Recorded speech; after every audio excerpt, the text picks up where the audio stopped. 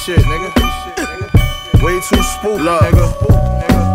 Hard work instead of talent, but I work harder than niggas and I got better talent than any nigga that ever challenged and tried to knock me off my toes. I had to show them I had better. What up? This is Listen Stream Cop Drop. I'm the boy, good homie, 420 Chef, Jersey the 420 Chef, my bad, aka Stretch Armstrong. And you already know my ace, you know what I mean? It's your girl, Madam Money, aka Trap. Jersey, Happy New Year on some hip hop shit. You feel Happy me? New Year on the hip hop shit. You seen us around, you seen us around, but you ain't see us doing this though. So we're gonna get right into everything. Hey dog.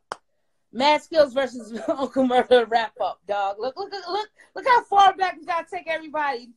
Mad Skills versus Uncle Murda's wrap up. Who you had? Yeah, okay, so listen, like it was tough. It was tough at first because you know the first joint I heard was Mad Skills, and Mad is, you know what I mean, he's a skilled MC, you know what I mean, his pen is so dope. So when I heard it, you know what I mean, I felt it was pretty cool, you know what I mean? He touched on the important things, this, that, and the third, you know what I mean? But then I heard Uncle Murda's and I was just like, you know what I mean, I was a little taken back. Uncle Murda's production was saucy. Like, that thing was so crazy. So it had him sounding a little trumped up, a little extra, a little husky on that. You know what I'm saying? That shit was like 3 years long. Like, that nigga talked about everything. It still keeps updating. This shit is a living, breathing piece of work. Every time you listen to it, it's another add-on that just happened 2 seconds ago in there. You was right about the production on Uncle Murda's joint. That Gap Band sample, that shit was hard to do.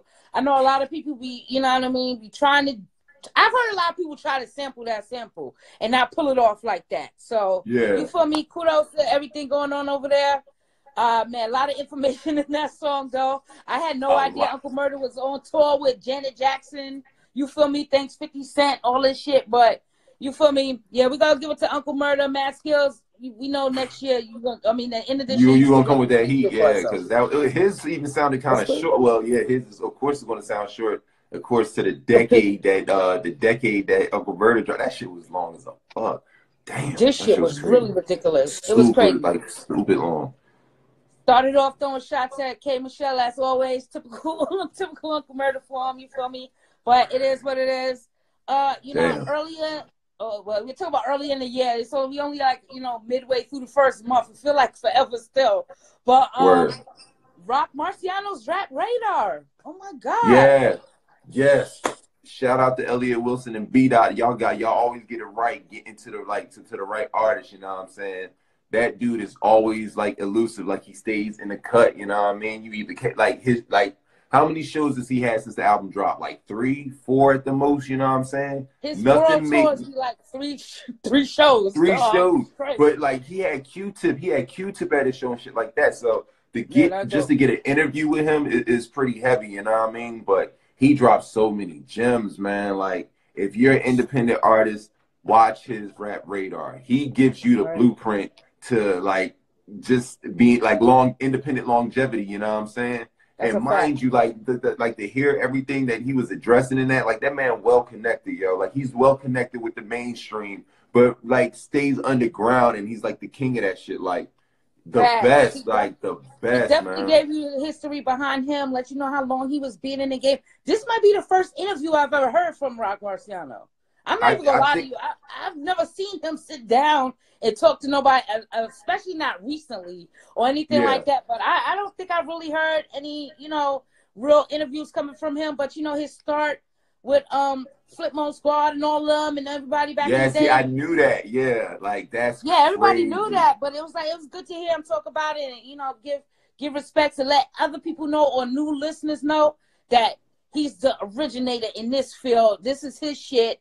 Everybody is, you know, taking notes from him, have been taking notes from him. And it's good to see him so happy for his counterparts in the game. He said the right thing in the interview with like, yo, as many of us getting highlighted, like what Griselda's doing, what these other people is doing, is just bringing it back to the real and what it was always supposed to be. And, you know, he's real happy that everybody is staying true to themselves in this. Nobody's flipping. Nobody's, you know what I mean? Nobody's giving us the party track I'm asking for. But we're going to hear some of that shit from these niggas in this year. I know we are. And shout out to Virgil from Off-White. They just had the little fashion show where he played Griselda and Rock Marcy like the whole way through.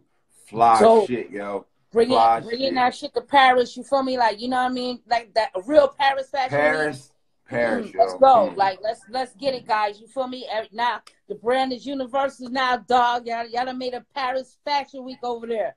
So let's get it right. That shit was so fly. That was a fly. So fucking fire, yo. Yeah, that was a fly ass runway shot. And then, the dude had the tap dancing that said "Give young black entrepreneurs something a chance." It was some shirt. It was some shirt that he had. I hope Off-White releases that for sale. But yeah, I mean the collection was dope too, cause like I really like that shit. He had for the men, he had a lot of stuff going on. He had a lot of olive green with that yellow. Like, you know, he had like some bags for you guys. I was like, shit, he got like a gym bag / laptop bag and shit like that. That shit was too hard with all the flags.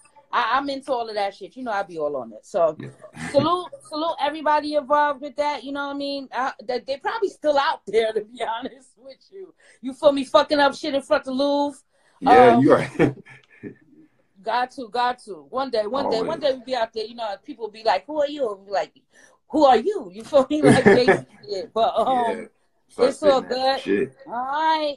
It's crazy because the year started off with just a little slow roll at first weekend coming into 2020. You know, I thought we was going to get hit with a couple bangers straight after rip, but everybody fall back. But, you know, a couple things did release. Yeah. Uncle Murda's Don't Come Outside Volume 2. Let's talk about it. Yeah. I was fucking with it, and I think he did it with perfect timing coming off of the end of the year wrap up. Like he had some steam off of that, so he was just like, all right, look at what I've been doing. And I mean, he had some work on there. He had a couple tracks, and you know what I'm saying? Like, this is actually going into my gym routine. You know what I'm saying? You know what I mean? Get me in that motherfucking gym, bouncing back and forth. Like I'm fucking with Murda. Like I've always, at first, I kind of took him as a novelty rapper type. You know what I mean? Like a rap and troll type shit. But nah, he's taking it a little bit serious. He's putting in work. I could hear the work and the effort in the work. So you know what I mean? Shout out to Uncle Murda. What a way to start off your year. And, you know what I mean? I think he probably have something by the summer. He gonna have something definitely pumping by the summer for real. Yeah, I think he's stepping to the lane where, like, you know, he's gonna be putting out more music at a more rapid pace. I was really surprised by the content and the context of some of these songs. Remember last year we talked about Dark Low's American Made and how it had this like, you know, it's these hood niggas conflicted with now trying to be conscious and trying to do what's right. That come across on Uncle Murda's joint, but he's telling you like, listen, that's hard for me to do. I'm not going to be able to sit here and just be like that. But guess what? I want to change. Those type of little things like that, I have to salute artists when they take a step back. It be like, damn, you know what I mean? I'm not part of the solution. I'm part of the problem. Word. I am me, though. So I'm going to try to become part of the solution. But, you know, don't knock me if you hear these murder bars. You feel me? Yeah, I'm about to say, like, because it's just showing that, like, you human, and then not only that, but there's plenty of people listening, going through the same thing. So, definitely shout out for, you know, trying to spark that change, because it's in the music, but the music is our culture and community. So, it's shit that we need to address, though. So, it's good to see that brutal honesty like that, you know? Right. Couple good features on here, you know, Benny the Butcher's on there, Conway. I was real surprised by all of that on there. You know, I didn't think that everybody is coming together, but like, you know, Griselda's everywhere. So, you know, they're the glue what type of album you gonna see them on next. Like, who would have thought that like some cats from Buffalo would be the glue to kind of bring New York back together, to get New York sounding like New York again? Nobody knew. That's why it's so refreshing and so revigorating, like just to see it, like they're holding their own.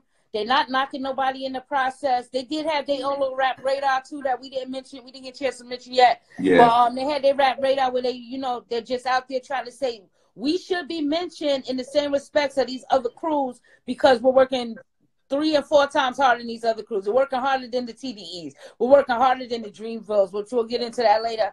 But you know, you gotta respect it because they are. That's one of the things I always was talking about throughout our shows and stuff like that. Fucking 10 projects from a group, you know, solo joints, a real joint just group, came out. Everything like, but all top tier quality fire. Shit, it's not like they just out there saying they're playing the microwave era the right way, and they're talented enough to keep up in the microwave era. Even though the microwave era is about to be over, that same, you know, little formula in there. The hustle, the hustle. They doing that. They doing that. So salute to them. Salute to them. Next up, you know, we got guys from the Mutant Academy. We got Big Kahuna OG and Monday Night with Thug Tier. I'm gonna let you take this because I know this is these young niggas for real. Let's go. Yo, like, yeah, shout out to the homies, man. Like, I've always, you know, I mean, you know, I'm a big Kahuna supporter. You know what I mean? I've always been a fan of Monday Night. You know what I'm saying? Like, Monday Night, he's been featured on a lot. You know what I mean? But to have a solid like project for them two, half and half. This shit was like dope, and it's like it's always just they give you a break from, you know what I mean, the mainstream shit and the shit you used to, and you know what I mean, you get to step outside the realm of what or boundaries, you know what I mean, and they just mad creative. So shout out to them. I actually still got I got to go back and cop it, you know what I mean. I always try to cop anything that come on Bandcamp. That's with the fam, you know what I mean. I try to spend the money, you know what I mean, show support for the, you know what I mean, their appreciation. But they've been putting out music at a high rate too, you know what I mean? Solid, complete projects that I'm talking about, like 15, maybe 20 tracks long sometimes. So, you know what I'm saying? I'm hella appreciative of it. They have, man. When I mention crews and crews that, you know, like underground that we're fucking with, it's Griselda, it's Trust with 38 Special over there and stuff like that. And I always mention the Mutant Academy because to put out fucking 5 or 6 projects a year. You know, we from an era you hear a nigga every summer. You feel me? Somebody drops once in this, but these crews are really keeping up, and like they're the next ones. They're the next ones out that everybody is gonna be mentioning when it comes down to these crews and crew worthy work. Like, trust me, they're gonna be the next one out. I'm digging the cover art on this too. I got this little I was about to say that I got a little infatuation with the little money and kids holding money and shit like that. I might put that in my fucking my museum in here. Next to good what's the one to Pimple Butterfly? All of that and stuff. I like all of that type of texture on things. So it's all good. All right. Now we got people putting out work. We got some work here. Redman put out a little 3 joint. You feel me? It's actually called 3 Joints. It's an EP called 3 Joints. Called 3 Joints. 3 Joints. It started off with the track. It's a banger, which would surprise me because it's like a mashup of all his hit songs. Like the beat was a mashup of all his hit songs, and I was like, "What the fuck is going on there?" I sat back with it a little bit. That was just crazy. That was crazy just to do. Just a crazy thought process in that. Let me put all my songs together. You got Busta Rhymes in there singing shit. You got the fucking Raekwon. Everybody. I called it a history lesson, though. I felt like a little history lesson for everybody to get acquainted. But I was like I said, I was fucking with it. Like, it's just good to hear when you know a solid MC that's been around forever is good. You know what I mean? It's good and refreshing to hear that shit. So, you know what I mean? I have some little qualms about it, but yeah, we're going to get to it at the end of that. We're going to get to it at the end of it, though. All right. Then we got, he had a track Zugga. It's the same shit. Just highlight, just reminding niggas, like, I really think Redman sits online and looks at Twitter and looks how people be throwing salt on them sometime and be like, you know what, I'm just going to do this. I'm going to just let you know that shit. Then we have the track Slap the Shit Out Here. Now, everybody know my style. I will sit out there. I will poke the bear. I will try to do a couple things, throw salt in the game, just so that I can get real conversations going about certain issues. Now, I am not going to lie to you. I like the song. Like, don't get it twisted. Yeah. I like the song. When I first listened to it, like, you know what I mean? I ain't opposed to slapping the shit out of nobody neither. Let's get it right. But when I seen the video, I wanted to highlight a fact of certain artists can get away with certain things, especially our older artists. And it's crazy that this week is like this because you see this a lot with the music that just released this week. But older artists, 90 artists, where everything wasn't so stiff and, you know, just like so tight when it came down to certain topics, that an artist like Redman could get away with, you know, repeatedly slapping the shit out of females and shit like that, slapping the shit out of everybody. So he wasn't being biased in the fact, but I really want to highlight that, you know, a newer artist may come out and do something like that, but it's not going to be received. Like, we're not going to be like, you know, it's not going to be well received like that. Somebody might just sit there and be like, yo, you can't do that. You can't do that. Even though this, This song had a disclaimer. I got 1,000 people talking about, yeah, he disclaimed it at the beginning. That shit don't make it right. Motherfucking Slim Jesus had a disclaimer in front of drug time. You feel me? So that these type of things don't, his guns. Yeah. Hey, I got the guns That's what I there. had to think Let about me just let you know, these guns ain't real. But, you know, if the boys is on the scene and the gun is, they're going to lock you up. Just because you say some shit don't mean that that shit is true. So, you know, but I didn't want to kind of like throw it on Redman like, he's a sexy, he's misogynistic, he's a woman beater and shit like that. Nah, I really was trying to put out there, you know, these newer artists not allowed, they don't have that type of leverage in the game. So you can't go around and doing that shit. Well, when we was talking about it and we thought about, like, you know what I mean, you brought it up and I, you know what I mean, I spoke on it and responded to it, but then I had to think about it. It was like, it's almost like cancel culture is so new, you know what I mean? Because it's like, if you go back and look at a lot of the shit that took place in the 90s, it was some wild ass shit. Like, you know what I mean? On Twitter, like, I saw on a timeline, I saw a chick get stone cold stunned off the third rope. Like, that shit wouldn't fly now, you know what I mean? Like, it's just a totally different texture and time, you know what I mean? Which is crazy. But still, even with that, like, you know what I mean? Because you had the whole Me Too movement and all that shit, the R. Kelly, all that shit, like, everybody coming out standing up for women's rights and, you know what I mean, women equality and, you know what I mean, the big feminist push, so on and so forth.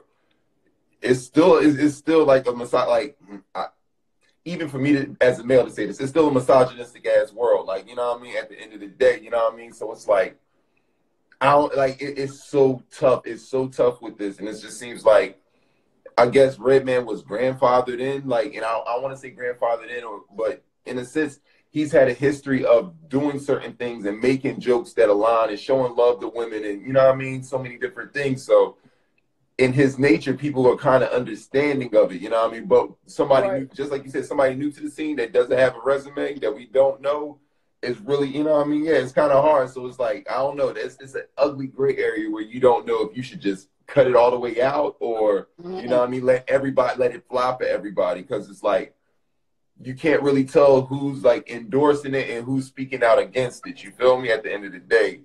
And I think that's what makes it, that's what makes it tough. You know what I mean? Because like to see a young, like somebody young, like following up and like putting it out there, sometimes it comes off negatively. You know what I mean? Like they put it on some pimp shit. Like they might be being a pimp in their rhyme and they putting it out there. But as far as Reggie's putting it in a hook talking about you asking me for money and the name of the song is Slap. You know what I mean? It's all like an In Living Color segment. So yeah, that's a hell of fight. It's like a hella great area. And I fuck with you for even putting that out there like that, just to get the people talking. Because I mean, at some point we got to, you know what I mean? I guess we got to have an understanding of balance, you know what I mean? Because everybody's been going hard with inclusion for like the last 15 years. Inclusion has been the biggest thing. So like, you know what I mean? I guess we do need to start having more forums community-wise, you know what I mean? So that everybody can, you know what I mean, balance out these opinions, you know what I'm saying? So yeah, it's just to open the conversation up a little bit. Like, you know what I mean? I didn't do this when the video first dropped. The video been out a couple days, all this stuff like that. But as I seen it, and I said I was throwing salt in the game before I did it. You feel me? I put my own disclaimer out there. So listen, I'm about to do this. Let me just let you know I'm about to do this. But should he be doing this in 2020? And that's it. That's all. Oh, you're mad. You're upset. You're this, that. Nah, that shit don't get underneath my skin enough. I just want to know, should an artist be doing that? But since it's Redman, we gonna let it slide. Just like you said, cancel culture. We let a lot of people in cancel culture slide, and some people we don't. Just like collectively, we are all banning 6ix9ine, but then we have people like R. Kelly out there that people, you know, it's a half and half thing. You fucking with him. Some people still fucking with him. You got people like Kanye, people still fucking with him, people not. So it's like this thing of, you know, sometimes cancel culture in our community is not as solid as it is in other communities. When they kick somebody the fuck out and they want to starve them out, they do that shit. Gone. Yeah, them niggas gone. They're finished. You don't see them working. You don't see them outside. They don't stop for brunch nowhere. That's it. It's over. In our community, no. We let everything ride because when it comes down to entertainment, we're not in charge of that shit anyway. So whatever the other side wants to let seep through and still go through to make us look any type of way, they do that shit. They will compromise the fuck out of us. So yeah, you're right. They compromise us at a high level until we get our own our own thing going on for real, where we don't need to lean into certain stuff so much.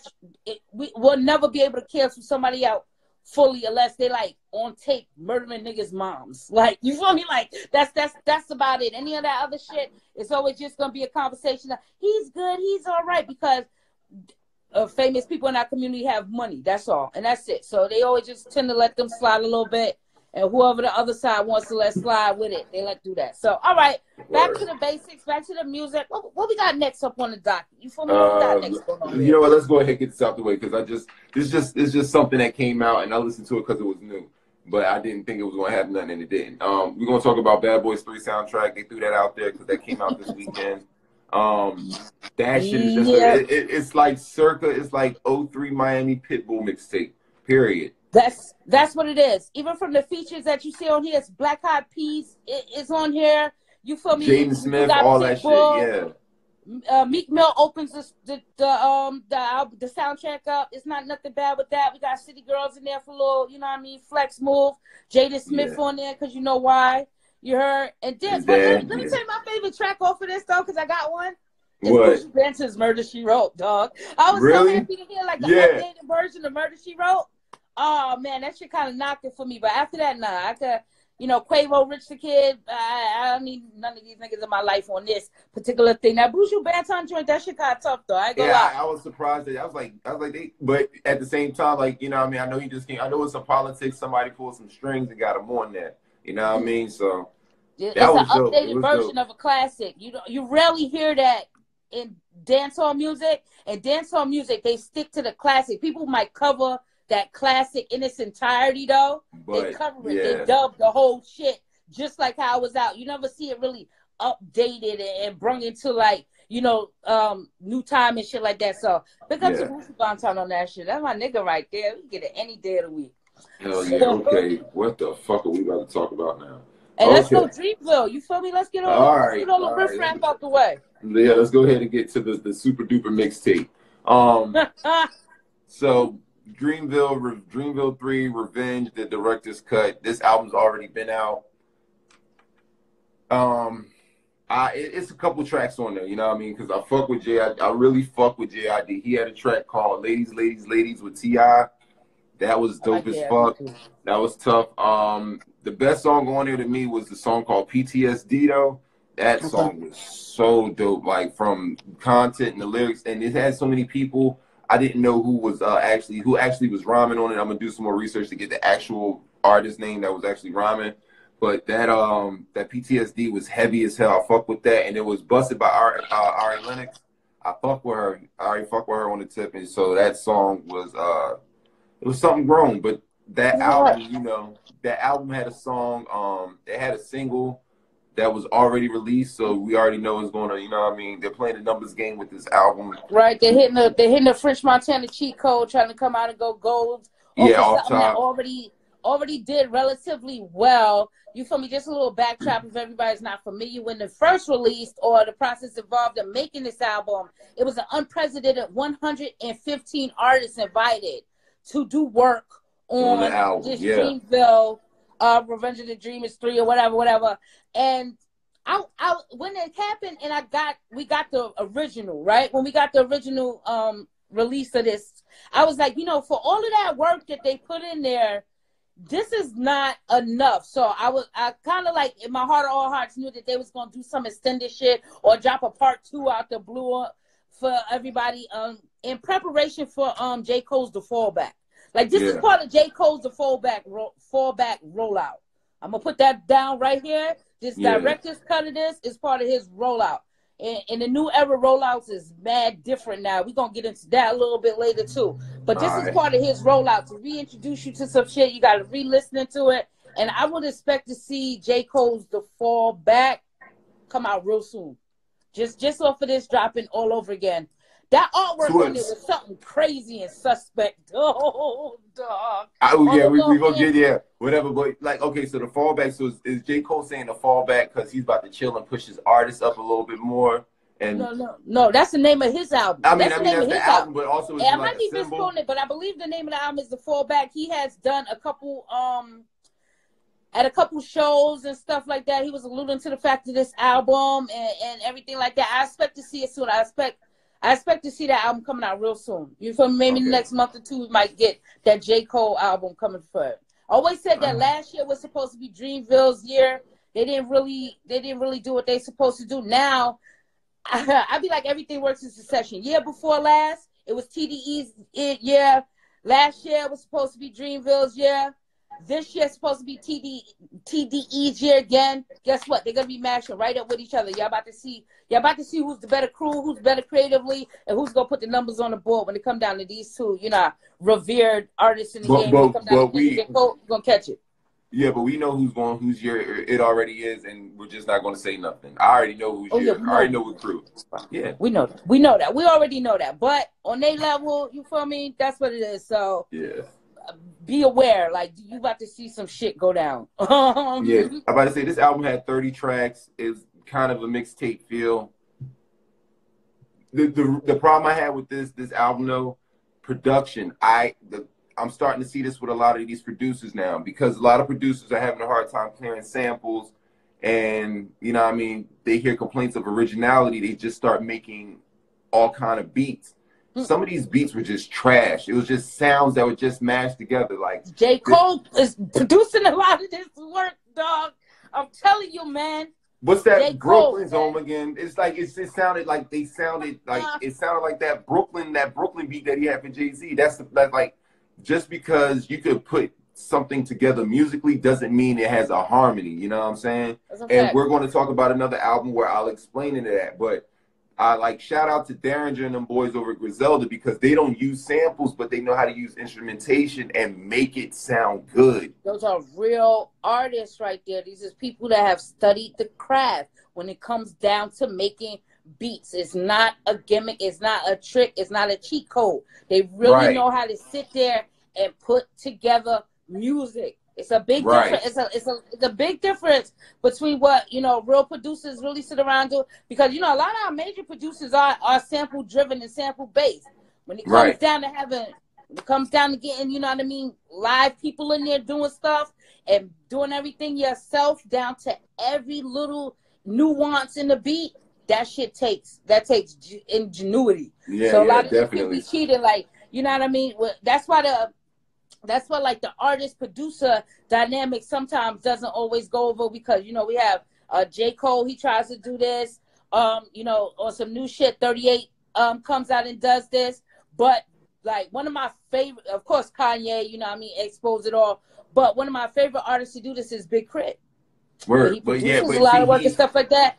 A lot of original sounds though, and he understands like having harmony, not just putting things together, but actually making them like a marriage, So yeah, shout out to them. We need a production episode, and I think we're gonna get into that. I'm gonna throw Rob Marcy out there again before I forget him, because even though he uses a lot of samples, it's weird, it's different, it's real thoughts that go into trying to put some of these melodies together and stuff like that. It's not just looping some shit in the fucking machine. All right, let's What you want to hit on next, Jerry? Let's hit Mac Miller. Rest in peace to Mac Miller. The artist Mac Miller.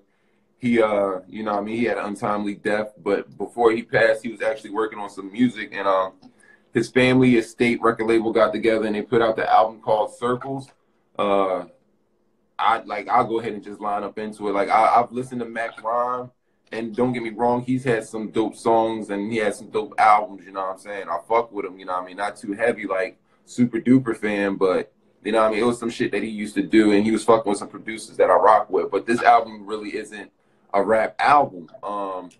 It's music. It sounds like he went Post Malone-ish, He was going in his Post Malone bag a bit, It's crazy, because I wanted to ask you what genre of music was this. I always come to you when I'm confused. I was about to ask you what genre of music is this, because I'm not a Mac Miller fan at all. I felt I told Jersey, I'm going to tell the people, I told Jersey, listen, you feel me? The God Blasphemy made me listen to Swimming just because he wanted me to fuck with Mac Miller. I don't even feel comfortable listening to Circus, because I'm not a fan of this guy, to be honest with you. I really wasn't with him. I really wasn't with him when he was, at the height of his success or on the come up or whatever. I like Swimming. From Swimming, I was able to see that, you know, he's a different type of artist. It's jazz inspired. It's a lot of things, a lot of sounds go on in here that's not typical of rap albums. But when I heard this, I'm like, what is this? What genre of music is this? Or does this type of music now need its own name and have his own genre? Just like you said, Post Malone out here doing it. He's classified as hip hop. What is Drake? What is contemporary pop? It's contemporary pop. Like we're gonna say it's contemporary hip hop. Contemporary pop. I can't. This is a straight pop album. Yeah, because it was like. I ain't mad at you. You know what I mean? A lot of vocals. It was like arrangements. You could hear a lot of shit like, and it was different. But it sounded raw. It was like unfinished. A lot of it sounded so unfinished, and it was just like, oh, we know people like. And we had this conversation, like a lot of these record labels are starting to dupe and treat people fucked up with putting out this work, these bodies of work that really aren't complete. I mean, it's almost like music is now the new clickbait. You know what I'm saying? Like, it's a fact. You know what I mean? Let's have a story. Okay, this man died. Oh, y'all didn't know this and we didn't say this, but he's got an album that he was working on, and we're gonna put it out next week all of a sudden. And you put it out. That's the thing in this era. You don't, especially with artists like this, you're not on no timeline or anything like that. You feel me? You could take the time out and put together a great body of work. I know that you had your reservations with like Sean Price and didn't want that type of convoluted thing coming across on his body of work and his discography. When you have somebody like this, you could definitely take the time out. But what the labels are leaning on in this digital era is that they could put it out, and then they could go tonight and remaster it and put it right back in its spot there with features and everything. Crazy. They do it anytime. You hear it in a lot of albums. I've said that about Ross album. I said that about Kanye album too. Like, you can hear that it's not finished, but they got deadlines that they want to do. They put it out there and then they pull it for a couple hours, work on it, and put the shit right back to you. And you be none the wiser. That's something you can't do with a physical CD or vinyl or something like that. So they really be cheating. It's a lot of bullshit going around. Because we've talked about this as far as streaming compared to physical CDs. Because if you put out a physical CD and it's whack, your career is over. You won't sell another fucking record. But you know what I mean? The streaming is just up, scroll, click, or you know what I mean? Go back, search somebody else and keep it moving. They fucked the game up with that, so you know what I mean. Whatever. All right. Listening to this though, I did like Blue World. I like That's On Me, Surf, One a Day. I liked it a couple tracks, but I got I got to be in the right mood for something like this, and I knew what I was getting into. But like, you know what I mean, my mood was not there, nigga. I was a little too amped for this. This shit will make me very sad, very fast. I can't deal with that shit. So you know, not even emotional attachment to the artist. Like that's the first thing I got. As soon as I heard him come on, I just started hearing them speak and all. I'm like, nah, I'm not ready for this. Because I just watched the video. I think I had watched the video on the timeline like right before I opened Tidal. And it was him in the garden talk about just be happy, love yourself. And you know what I mean? I was just like, damn, like, you know what I'm saying? Like, just sad as shit. But nevertheless, you know what I mean? Rest in peace to the homie Mac. Like, you know what I mean? Rest in peace to him and his family. And you know what I mean? You know what I mean? Just all well wishes. If you like the album, that's dope. This is probably something for you. But, you know, it's just different. It wasn't what I... It's like that. The great star has got to be the short shot. It's like that. All right, I got a question for you, Jersey. What's up? Since you brought up contemporary pop, I want to ask you, is hip-hop becoming the new pop? Because we have a lot of conversation out there now with the boy Roddy Ricch and everybody trying to take him off his #1 spot. Now we got Selena Gomez getting her hive together, her fandom together, telling everybody to multiple purchase, multiple stream. You feel me? Go and cop her new work, trying to get this man's #1 album out the spot. Last week we had Justin Bieber drop a single. He's encouraging his fans to do this. He was running a crazy promo attached to if you bought multiple times, if you streamed multiple times, stuff like that, just to get Roddy Ricch off of his spot. And I wanted to really make the comparison here, like, you know, hip hop is really, really competitive, but now they are like, since we're #1, the pop scene is dying on the low, and they are really trying their best to hold on to these little chart toppers and stuff like that. What do you feel about when somebody just does a blatant, like, try to cut across your money? Like, you feel me? Let the young boy live. You feel me? It's going to happen. It's going to happen, but it's just, it's time. I feel like it's time. Hip hop has been an influence for a lot of cultures. You know what I mean? America is hip hop. Like, everything comes from us. Like, you feel me? Like, everything fly, style, fashion, whatever, however. You know what I'm saying?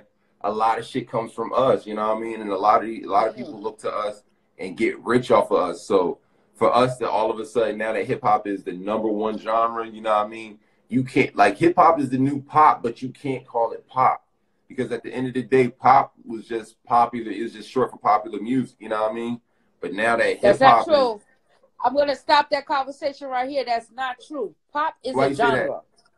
I mean, yeah, Pop it's a genre, but I mean, I'm talking like the Debbie Gibson, the Madonna type shit, like radio mainstream, like when you say popular, like something that you could put out there to the masses, or like all across the board type shit. You know what I'm saying? Like, that was the times, but now that everything is kind of shifted, you had the whole moments of the Little Peeps and all these other dudes, you know what I mean, that wouldn't necessarily vibe in our lane, come in our lane and get rich. It just brought more light and attention from their audience to hip hop, like to hip hop period. So when they started figuring out, like, okay, I like Lil Peep, but he got his style from such and such, and oh, let me see what such and such is about. And then it just spreads, and then you just learn more about the hip hop culture.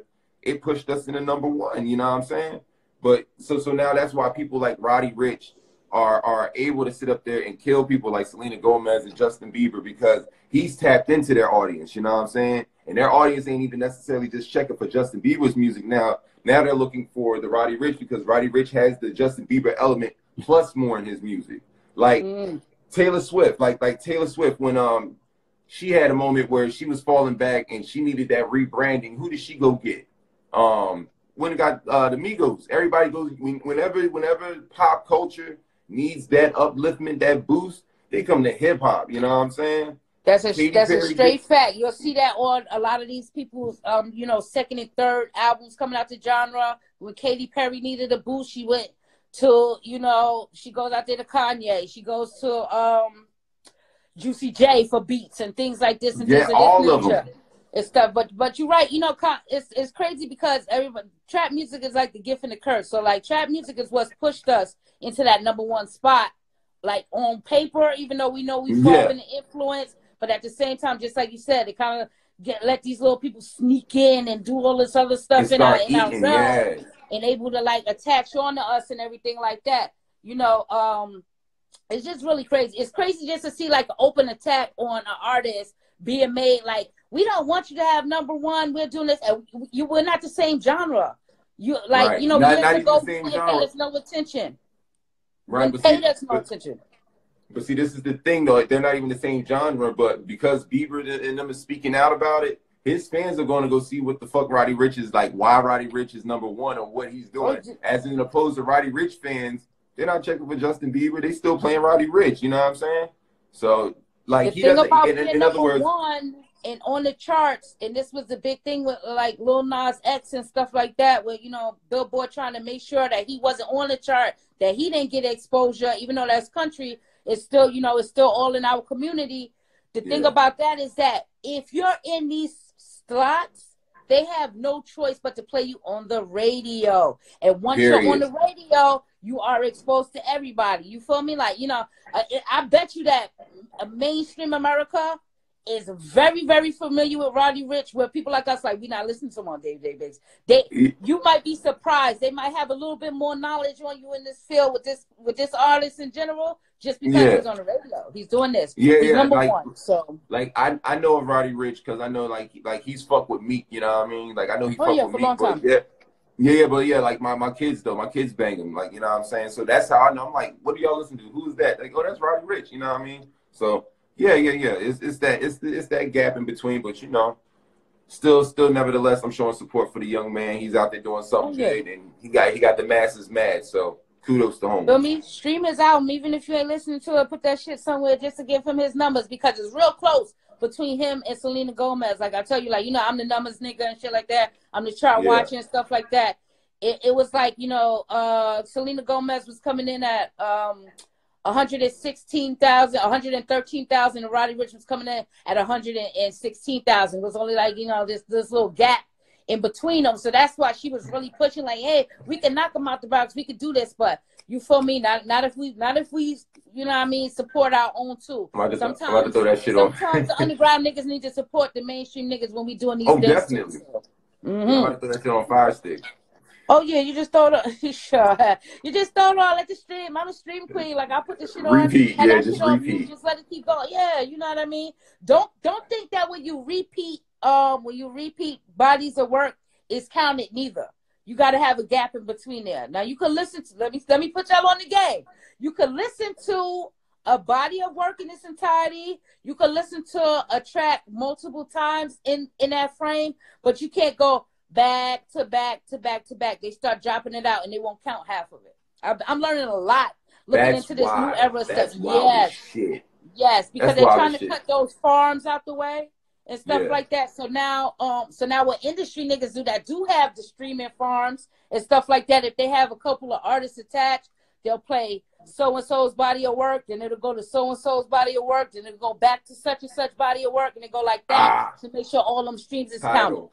Title, nice. So okay, you gotta do it like that. It's not gonna resonate, and it's not gonna do him no justice. Just doing it over and over again. You know what I mean? Mix it up a little bit. All right. Playlist, all right. Three more albums. Let's get through them.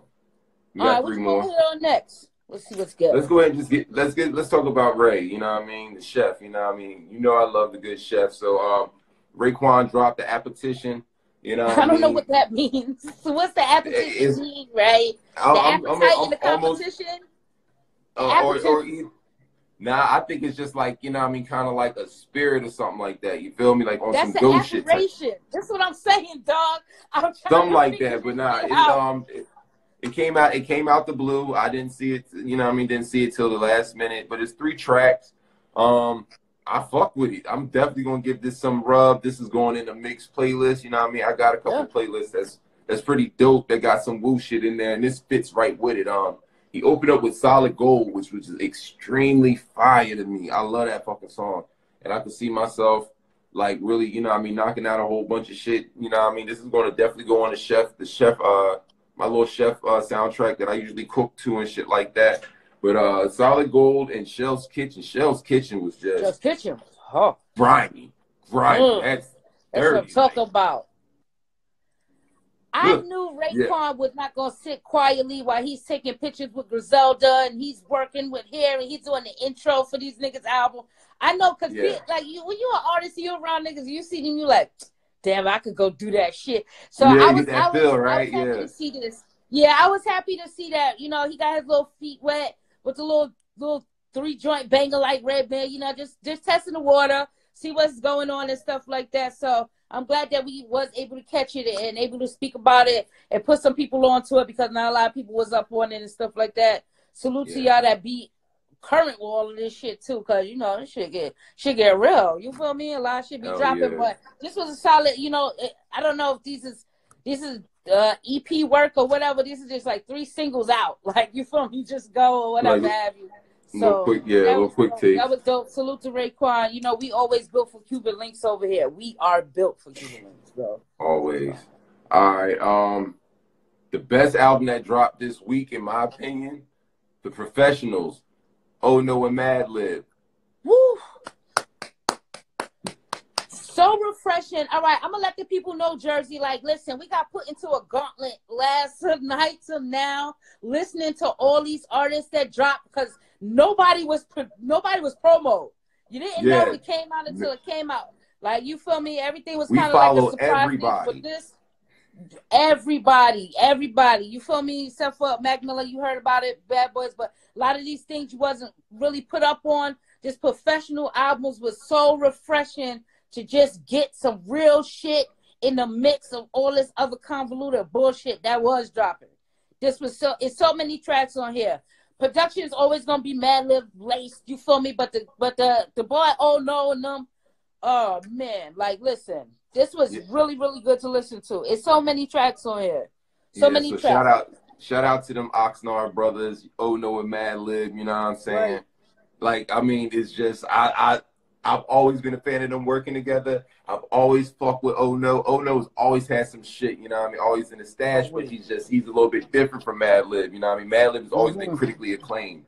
But Oh No is just as dope, you know what I'm saying? You know what I mean? Always, and I've been banging with Oh No since like the Disrupt, you know what I mean? All of that. And he's had like mad podcasts, mad beats that's dropped. So like it was like to hear this and the way it came out was I kind of got wind of it was I kept seeing the professionals. Everybody kept saying, "Oh no, Madlib, the professionals." Like the fuck is this? Like, but I was at work. I didn't have time to like do no research. You sent me the album cover, and the first thing I said to you was like, "That album cover though, like it's just hard." I was like, "The fuck is this?"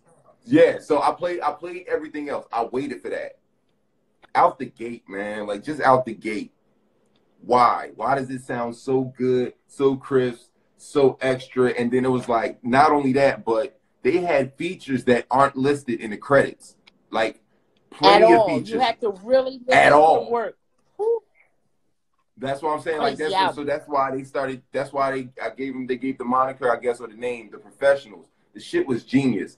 Elzai, Cannibal Ox, Metaphor. He had like the loop. He bought the loop pack out. What was the name? CDP Smackdown. Yes, that's what I got that right here. Yes, yes. CDP Smackdown. Crazy. And like niggas had half verses, like they was having like eight and like 6 and 8 bars that was bodying like whole 16s that I've heard last year. That's like, something. That's something I didn't notice. I was like, damn, niggas just come. They just like breezing in and out on this shit. Like nigga just come say some shit like, who the fuck is that? Like come back out. This shit was too tough. I had the fucking courtesy to get a chance to listen to this in the car test, and I was so happy I chose this for my car test album this week because I was just like, boss, this shit right here, you know what I mean? I encourage everybody to go listen to this. Madlib is about to have a crazy year. We know he's doing work with the Mutant Academy. We know he's doing work with Griselda and West Side Gun and them over there. This was just a surprise though. It was like, okay, he's letting you know, like, there's some shit happening this year, dog. I wouldn't be surprised if we seen like maybe 6 projects coming from Madlib with shit we don't even fucking know about. 6, 7 projects coming from this nigga this year. Cause these shits is tough. Like just professional.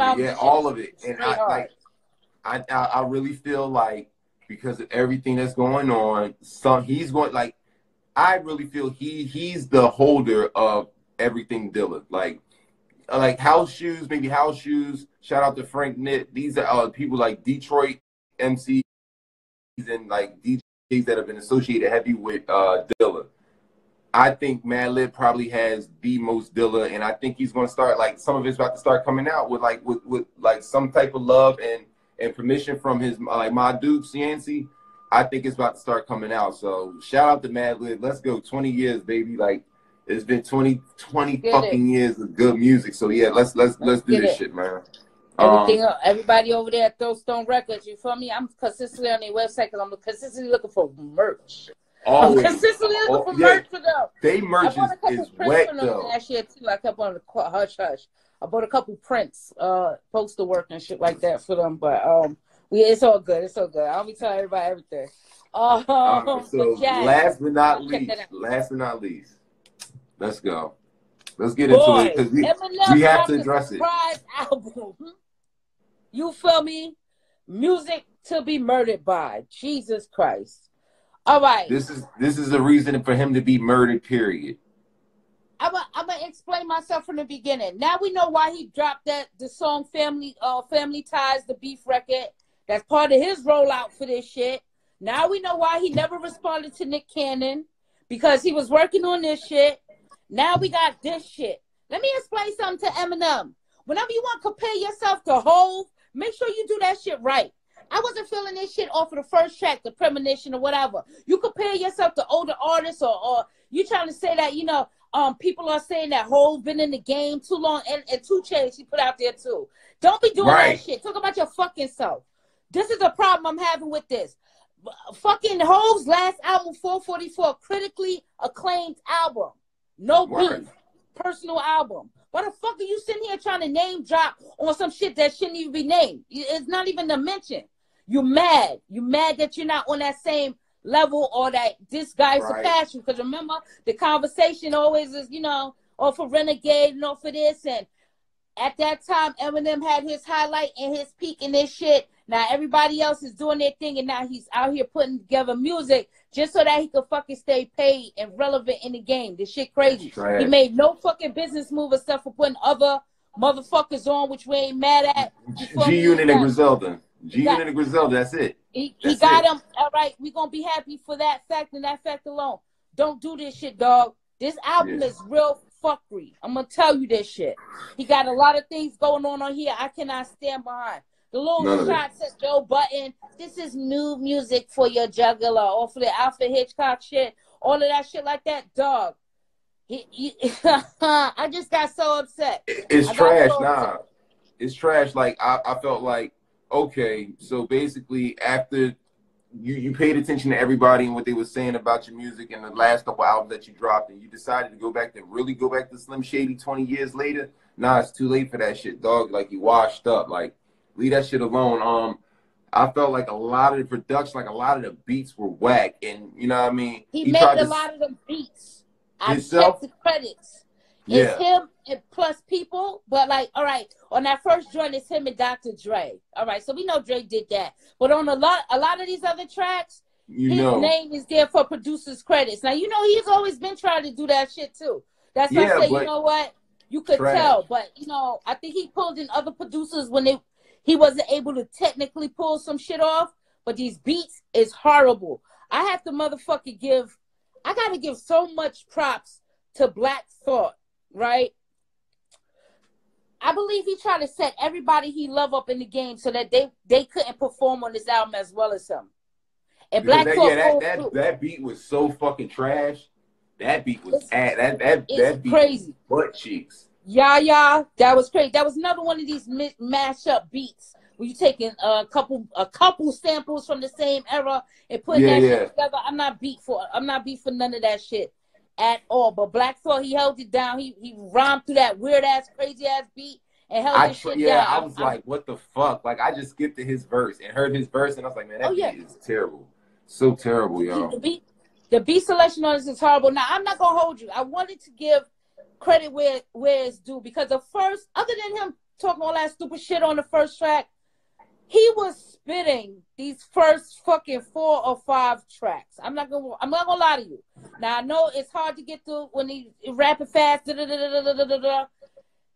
was hard for these horrible beats he was saying, but he wasn't talking about nothing. The tracks that he was talking about, he does have a track talking about gun control. He did spark a little bit of controversy, you know, talking about the Ariana Grande bombing and stuff that happened. Here we go again with, you know, 90s artists able to get away with saying shit that newer artists wouldn't be able to say. I'd be tight when shit like that happen, when we mention these like tragedies, when if you listen to Biggie on the radio and he be like, blow up like the World Trade, they take the shit out. You can't even find a real copy of him saying that shit no more. But this really? Yo, I never thought about that. Yeah, that's a fact. They stricken it from the fucking record.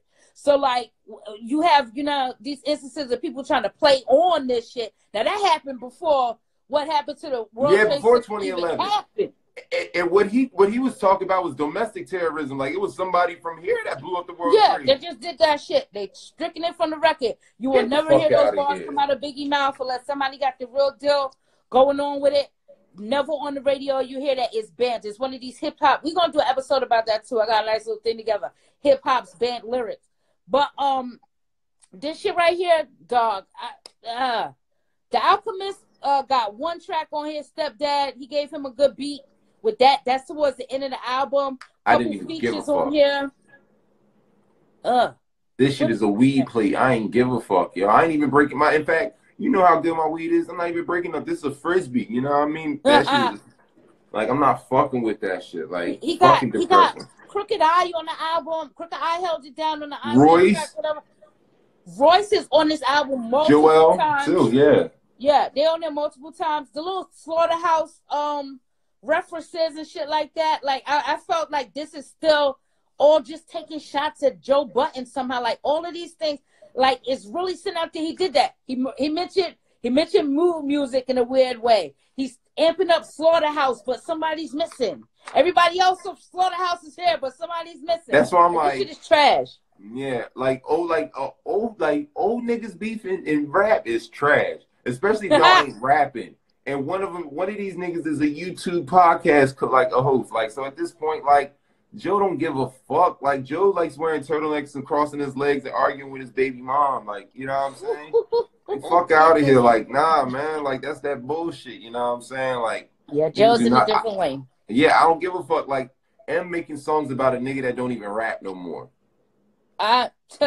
Hey man, he ain't making full songs. He was just throwing the shots out there. You know, somebody always want to poke the bear. Somebody want to try to get Joe back in the booth. You feel me? And it's gonna be Eminem is trying his best. That nigga's a diva. He's not rapping no more. He a fucking diva. It's over. I ain't even mad at no statements. I just slander continue on that shit. You feel me? He had the track with Ed Sheridan on this. It's called Those Kind of Nights.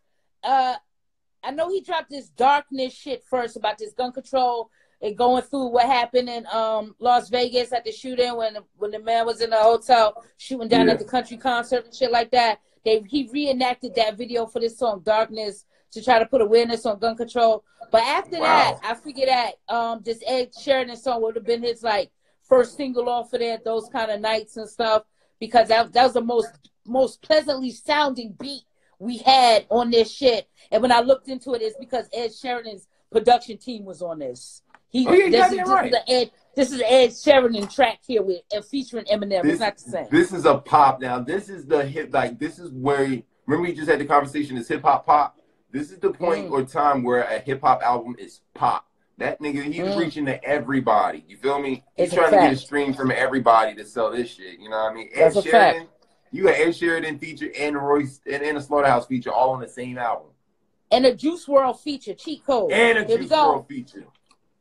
You feel me? Niggas is trying to compare God Young M.A. feature to everybody. It's crazy. This shit was just crazy. Came out of the blue. You know, he's been known his last couple works been surprise albums. So now we're gonna say whenever we see any beef happening, it's gonna be a surprise album come from Eminem. Yeah, just because this has happened the last with Kamikaze, it was the same way. Now it's this, you know, music to be murdered by. I know a lot of the conversation was, you know, damn, like Eminem really shouldn't have chose this particular weekend and drop because Mac Miller is out. You feel me? Didn't want to have all of that mash up with each other, but nobody's gonna listen to this twice. Everybody will listen to Mac Miller a couple times. And who's in that vibe and stuff like that. But this ain't worthy. Young M.A. is on here. He's really trying to reach out to everybody, just like you said. I was surprised to see Eminem and Young M.A. Like, that's an accolade for her, but that's a downgrade for him. It's like, you know, well, why would you have Young M.A. on the track with you for, unless you're trying to reach that community that always hated you because you're always talking crazy about them. Right. So, you know. That's the 2020 version of the Elton John hug on the Grammys. All right. So, you know what I mean? Just terrible. That's crazy. Oh, Since we was bringing up Royce. Yeah, go ahead. Hit me. What you talking about? All right. I was saying, since we had brought up Royce, right? I didn't know if you heard the track Royce had with Westside Gunn, The Overcomer.